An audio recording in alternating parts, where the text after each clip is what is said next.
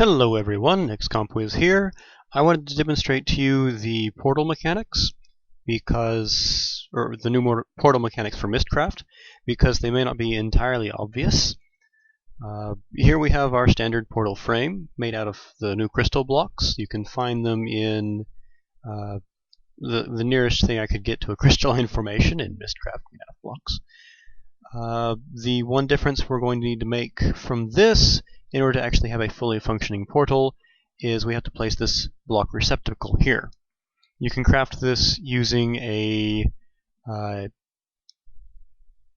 8 crystal blocks around the edges of the crafting grid. Okay, so once we have this, we can put the book in, and yes, this portal now links to wherever this book goes. Since this book goes to the overworld, I won't actually link through. Okay. That's really very obvious, and I really don't need to create a video to show you that. The less obvious part of it is you can do things like this. The portals are not bounded in any way, shape, or form for size or shape. So you can create... Shoot, losing my light. That's okay. Now you get to see that they glow. So you can create portals of arbitrary dimensions.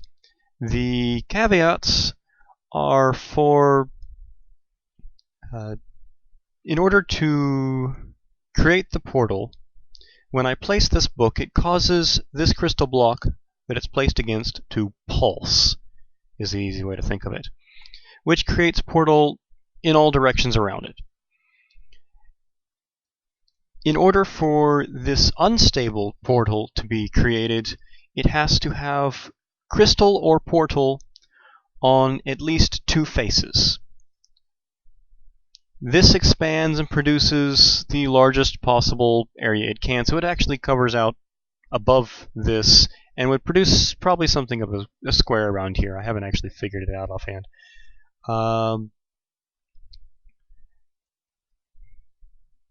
Once that's done, it then proceeds to verify stable portal. In order for portal to actually be stable, it has to have portal or crystal on at least 2 pairs of faces, meaning if I've got a square or a cube up here, this face and its opposite face are a pair. This face and this face are a pair, and obviously the top and the bottom are a pair. So we've got 3 pairs on the cube. In order for the portal, or if this were a portal block, in order for it to be stable, it would have to have portal here, and here, and here, and here,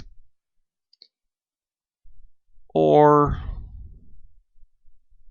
like this. It can also do this. That's obviously stable. So,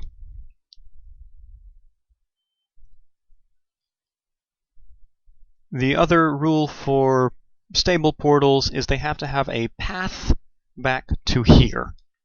Actually, to here. Because that's how they know where the portal actually goes. Yes. I believe that covers the rules. This means you can have really interesting shaped portals, cubes, really arbitrary shapes. This is an example of this. I have here a bunch of things linked together. When this starts up, it obviously creates the portal through here, but it also winds up creating unstable portal here and here, which travels along this. It actually expands out here as well, but travels along this, fills here as well, and then when the unstable recedes, the path through the crystal block is maintained because it paths crystals with priority. So if I were to break this crystal here, this goes out because the path is lost, but this is still fine. Alright. Last example is this one. This one's fun. Same thing. Causes this block to pulse. The unstable portal travels along these, hits here, and expands along these. In truth, I think something slightly different happens, but that's the easiest way to look at it. It probably actually creates a full cube along up to this height with unstable portal, and then that recedes. But that's not really something you need to understand in order to create these portals. What you do have to understand is the pathing along these, that the unstable portal will go away, but the pathing will remain in the crystals. If I were to break the crystals, then the path is lost.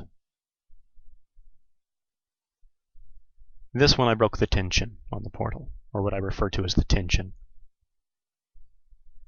It didn't have appropriate faces.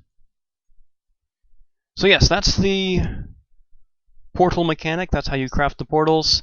And then the actual linking is exactly like all of the books and the Star Fissure. You hit the portal and you link through. Since these go to here, the overworld, you won't go anywhere. But if I were to stick a descriptive book through or in, I have no idea where this will take me. Geronimo. Slightly slower build than I would have hoped for.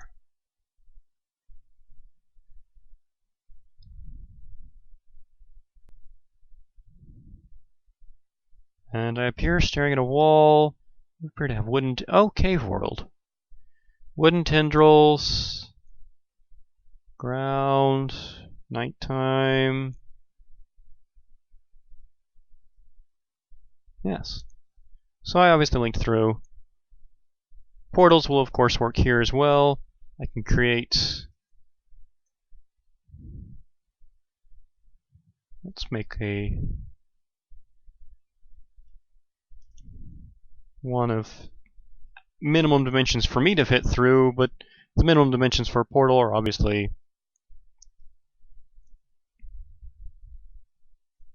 this. And you probably don't really need those either. And this you could just throw stuff through, but you wouldn't be able to get yourself through. And through, saving here. And we're back. The portals maintain momentum, so beware. They will not stop your fall, so if you jump into it, then you're going to go splat if you're going too fast or for too far. And otherwise they'll do what the book does, with the exception of descriptive books are the only books to generate a platform under you when you link through, just to guarantee you have something to land on. Ages now also generate a larger platform when they first create the spawn, but the descriptive book continues to generate a platform just for safety's sake. Linking books don't do that.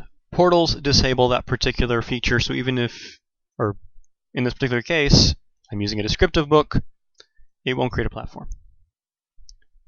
Otherwise, they'll do exactly the same mechanics. So once it's possible to craft disarming books, the portal will do so, except any objects that are dropped from the inventory, which is what the disarming does, have some possibility of actually hitting the portal, particularly if I were to jump in like this. I forgot that was actually working. Okay,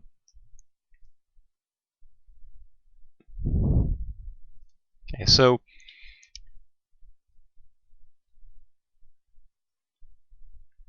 if I were disarmed here, all of my inventory would fly out and probably still hit the portal, so it would just link after me.